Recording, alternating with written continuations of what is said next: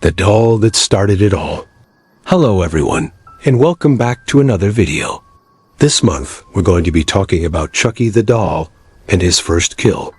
But before we get into it, if this is your first time here, don't forget to subscribe so you never miss an upload.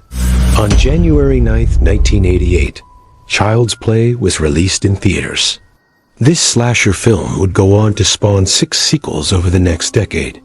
And though it may not have been the best of the bunch, it certainly was the most influential.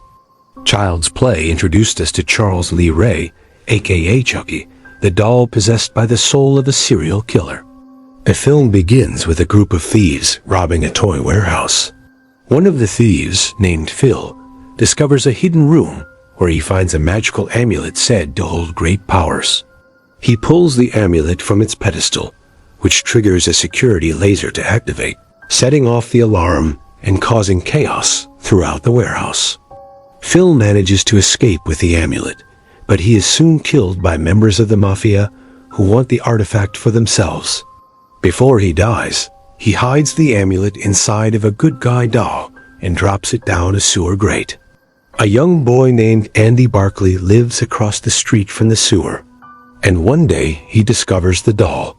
Not knowing it's actually a magical artifact, Andy brings the doll home and gives it the name Chucky. What Andy doesn't know is that Chucky is possessed by the soul of a serial killer named Charles Lee Ray, who placed the amulet inside the doll before his death. The soul transfers from the amulet to the doll, and Charles possesses Chucky. Throughout the film, we see glimpses of Charles's consciousness struggling to maintain control over the doll, warning Chucky not to do anything rash, and reminding him that they need to wait until the next full moon. In fact, the doll can only fully transform under the light of a full moon, which is how we know when the transfer is complete. Charles instructs Chucky to bide his time until the perfect opportunity presents itself to kill Andy's mother and frame it as a murder-suicide. After all, no one will suspect a doll of committing murder. Meanwhile, Andy begins to notice strange things happening around the house, like lights turning on by themselves. And he suspects that there might be someone else in the house with him. Though at first he thinks it could be the new nanny, it is later revealed that these events were caused by Chucky. After all, how could a doll move on its own? As the film progresses, we learn more about Chucky's past. He used to work for the mafia as a hitman, killing people by stabbing them with his signature pair of scissors. During one of these hits, he came across a voodoo practitioner named Madame Delphine Raven. When she found out that he was being hunted by the police, she offered to help him evade capture by transferring his soul into a doll. Though Charles didn't want to do this at first, he eventually agreed and became the doll known as Chucky. It isn't long before Chucky reveals himself to Andy and attacks him and his mother. Though Chucky murders Andy's mother, Andy survives and seeks help from his friend's father, a police officer named Mike Norris. Together, they return to Andy's house to confront Chucky once and for all. A fight ensues, and Chucky falls into the fireplace, seemingly perishing in the flames. But just when you think Chucky is finally gone for good, the camera pans away to reveal that the doll has survived and is still breathing. So what exactly happened in Chucky's first kill? Let's talk about it. There are 3 main scenes that take place during Chucky's first kill. The first is when Charles possesses the doll and places it in the sewer. The second is when Andy finds the doll and takes it home. And the third is when Chucky kills Andy's mother and frames it as a murder-suicide. When Charles finds himself trapped in the doll, he tries to find a way to transfer his soul into another human host. He goes to an antique store to buy a voodoo doll, but when he is confronted by the owner, he panics and runs away. Charles then goes to a hospital where he uses a scalpel to carve the voodoo doll, but he is interrupted by a nurse and flees. Desperate to find a new body, Charles stumbles upon a playground and sees a group of children playing. He attempts to transfer his soul to one of the children by stabbing them with a knife, but each time he does, the child survives. Meanwhile, Andy is looking for a birthday present for his mother.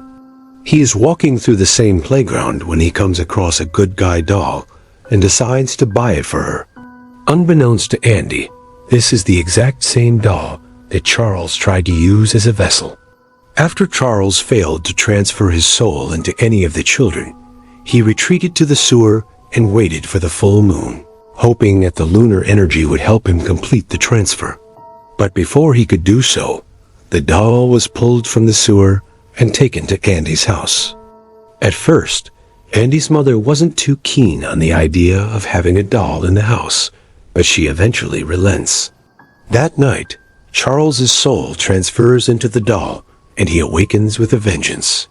He immediately begins plotting ways to kill Andy and frame it as a murder-suicide. He knows that no one would suspect a doll of committing murder, so it was the perfect opportunity to get revenge on those who had wronged him. Charles begins manipulating Andy's mother into thinking that Andy is a troubled child who needs discipline. He also begins to torment Andy, making him believe that the doll is coming alive.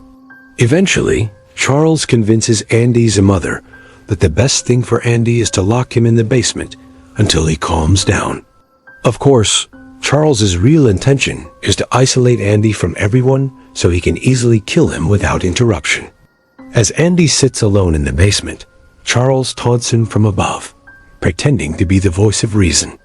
Meanwhile, Andy's mother hears voices coming from upstairs and becomes frightened. She grabs a knife and heads to the basement to confront whoever is there. Charles continues to taunt her, telling her that she should kill Andy because he is the reason their family is broken. Eventually, she succumbs to his manipulation and stabs Andy in the chest. Though she quickly regrets her actions, Charles convinces her that it is too late now. The only thing they can do is make it look like a murder-suicide. He tells her to take the knife and stab herself. Just as she is about to do so, however, Andy's mother changes her mind. She throws the knife away and tries to call 911, but Charles is prepared for this. He had already cut the phone line and was waiting for her to make a move. He lunges at her and stabs her repeatedly until she dies. Then he takes the knife and stabs her one last time, making it look like a murder-suicide. So that is Chucky's first kill. How did you think he did? Let me know in the comments below. And now, it's time for your weekly poll. Which version of Chucky is your favorite? There's the doll version, the human version, and the hybrid version. Vote in the comments, and I'll announce the winner next week. Last week's poll was about Freddy Krueger and his appearance in the film New Nightmare. 62% of you voted yes, and 38% of you voted no. That's in the Freddy actor Robert Englund, but in a non-actor role. Thank you so much for watching. If you enjoyed this video, please leave a like. If you haven't already, don't forget to subscribe so you never miss an upload. I'll see you all next time.